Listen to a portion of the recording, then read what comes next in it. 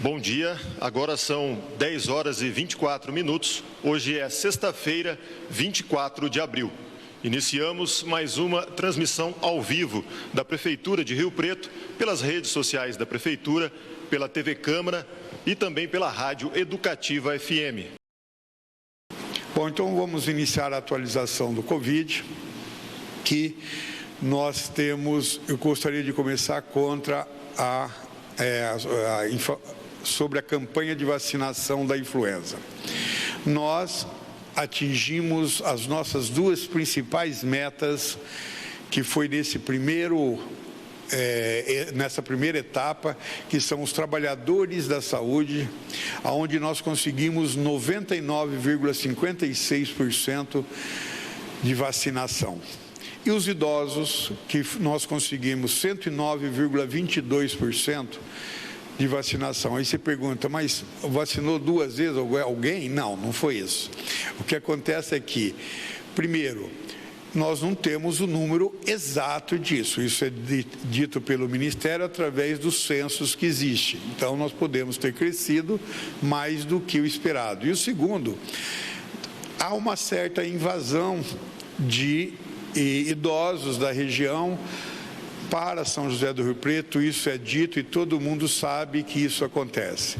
Então, esses 9,22% a mais é justamente explicado por essas duas situações.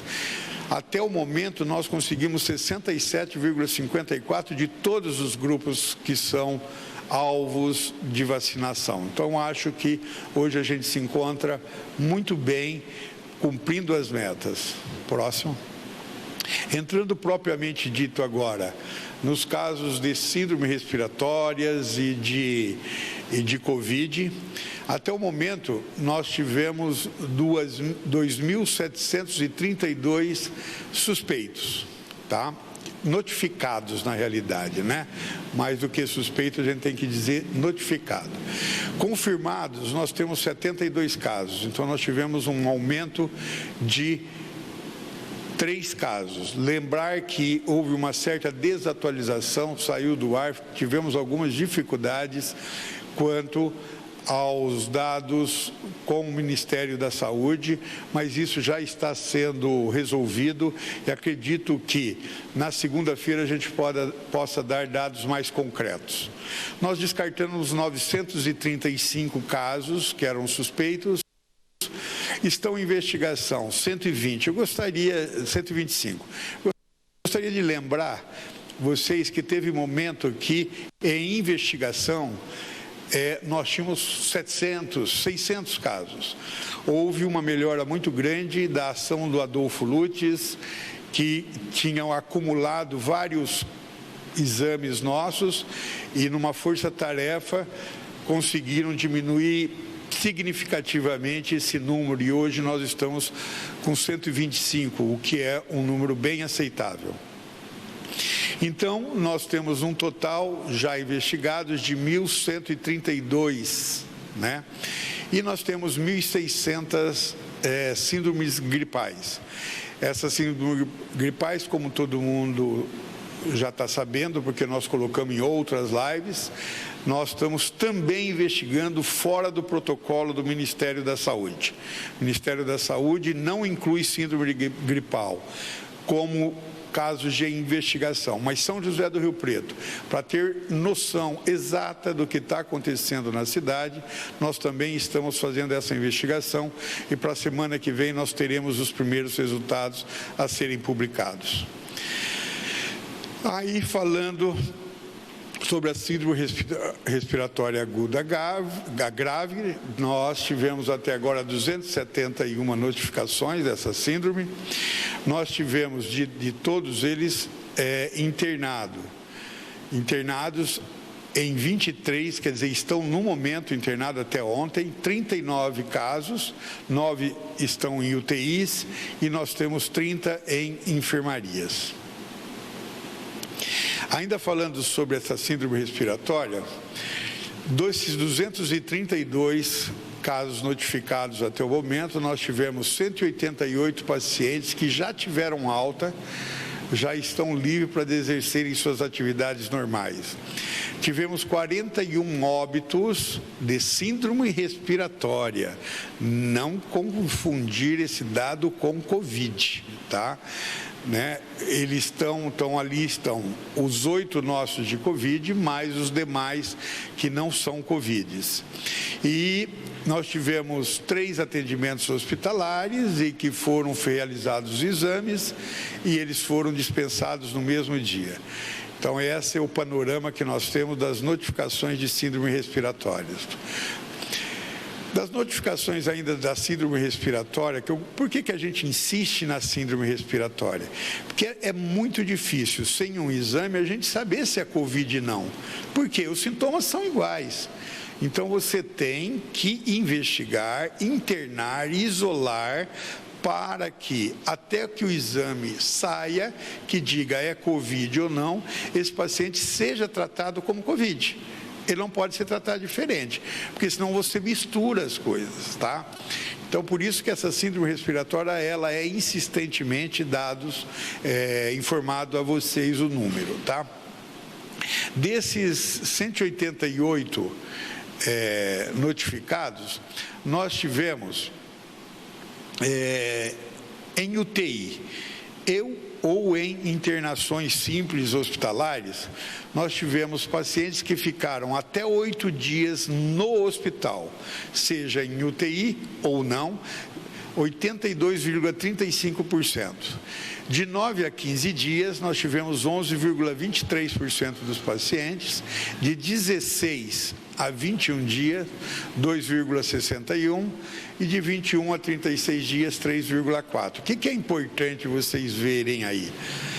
Normalmente, as doenças respiratórias mais simples, rapidamente, eles ficam internados 1, 2 dias na UTI, se recuperam, voltam a respirar normalmente e vão para casa e vão para um leito simples.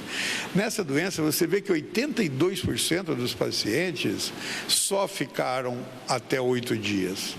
Só 8 dias é muito tempo. Então, e nós temos 18% desses que, de uma maneira ou de outra, precisaram de tratamentos mais avançados, com equipamentos mais sofisticados, com médicos mais especialistas. E é uma quantidade muito grande. Se você pensar que 18% da população de Rio Preto beira a 4 vezes 5, 20, a 20 mil pessoas, é uma quantidade muito grande que você tem que estar bem preparado. Próximo. Bom, as notificações de síndrome respiratória com alta hospitalar, nós temos 74, que foram, foram internados. Desses, 70,61% até 8 dias, 9 a 15, 18,92, 16 a 25, 5,41, de 22 a 36, 4%. Bom, agora nós vamos voltar aos casos confirmados de Covid por faixa de idade. Essa tabela é bem conhecida de vocês, aonde nós temos a maioria dos nossos pacientes na faixa entre 20 e 59 anos e temos uma minoria, porém mais grave, de pacientes entre 60 ou acima de 60 anos. Olha, isso é uma coisa que nós temos que chamar a atenção. Nós temos hoje em São José do Rio Preto uma mortalidade que gira na taxa de 11,11%. Essa taxa de mortalidade, ela está maior do que o Brasil como um todo, que está girando em torno de 6%.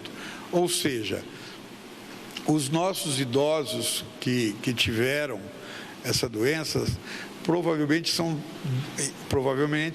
são idosos que não tiveram o Covid simplesmente.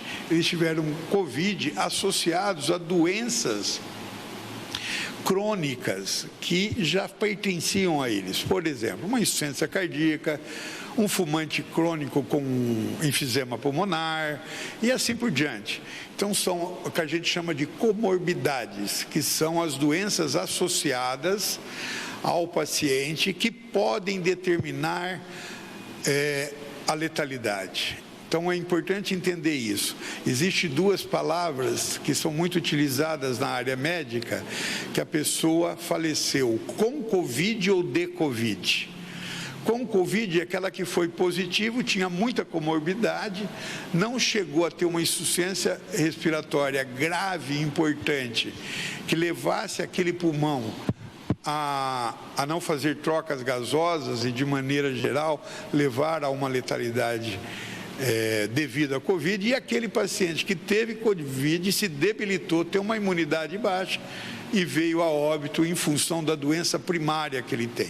Então, esse último a gente chama que esse paciente morreu com Covid, não de Covid, mas estatisticamente é a mesma coisa. Próximo, porque se ele não tivesse Covid, ele não teria descompensação. Agora nós vamos, então, às perguntas enviadas pela imprensa. Vou passar agora para o secretário. A primeira pergunta é do Vitor Brieger, ele é da TV Record, e ele quer saber se a Prefeitura de Rio Preto tem alguma proposta de reabertura dos shoppings, mesmo que gradual, se existe tratativa nesse sentido ou uma data definida. Olha, na realidade, o fechamento dos shoppings não é uma determinação específica de São José do Rio Preto. Ela obedece um decreto estadual e esse decreto estadual tem que ser obedecido pelas prefeituras. Então, nós provavelmente iniciaremos qualquer tratativa a partir do momento que nós tenhamos autonomia para fazer essas tratativas.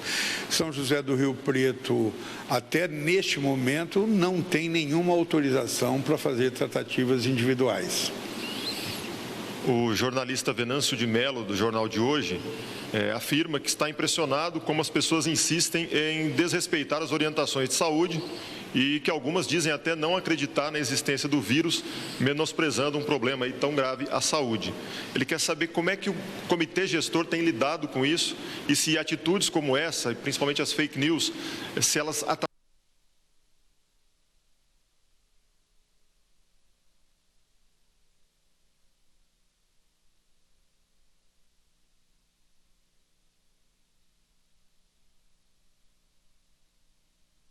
Se ela tiver algum comércio, ela sofre sanções que estão previstas nos decretos. Já o indivíduo, como pessoa, nós não temos nenhuma ação específica contra ele, nem queremos ter. Eu acho que, apesar de ele atrapalhar, ele está pondo vidas de outras pessoas em risco, a dele, dos familiares, mas é uma opção pessoal dele, que eu acho que nós chegaríamos a ter uma atitude mais repressiva se nós estivéssemos em outra situação. Eu não vejo no momento essa necessidade. Porque são pontuais, desculpe. Porque são pontuais. Quando diz que tem muita gente que não respeita, se você pegar a população como um todo, isso é muito pontual, né? Então, nós não achamos que seja uma desobediência muito grande nesse sentido. Bom, e a partir de segunda-feira, nós teremos a obrigatoriedade do uso da máscara no transporte coletivo urbano. Qual a importância de uma medida como essa? Bom, a máscara, eu diria que é a principal barreira contra a transmissão da doença respiratória. Por quê? São duas situações que levam à transmissão. A primeira é as gotículas que, quando eu estou falando aqui, estão saindo pela saliva e assim por diante. A máscara, o que ela faz? Ela impede que essas gotículas cheguem ao meio ambiente, elas ficam na máscara. Dessa maneira, ela está protegendo o seu próximo. Tá certo? E essa máscara também faz com que pequenas gotículas também sejam impedidas. Então, a máscara como um todo, ela serve para se proteger e proteger o outro. ela funciona perfeitamente bem, existem trabalhos publicados quando os dois usam a máscara. Quando apenas um usa máscara, nós não temos a eficiência do que as duas pessoas utilizarem. A outra maneira de transmissão é pelo contato. Tá, saíram gotículas aqui, essas gotículas alguém vem, põe a mão ou ela alguma coisa, vai no outro, dá a mão, abraça, ele leva esse vírus para outra pessoa. Então, o contato é fundamental também.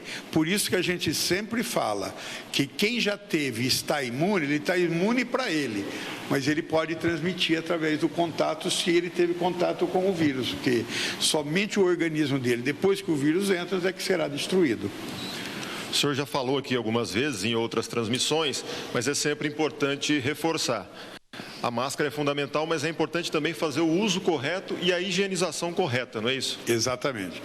O uso correto da máscara, ela deve pegar da metade do nariz até abaixo do queixo, no sentido vertical, e no horizontal, ela tem que pegar meia face no mínimo.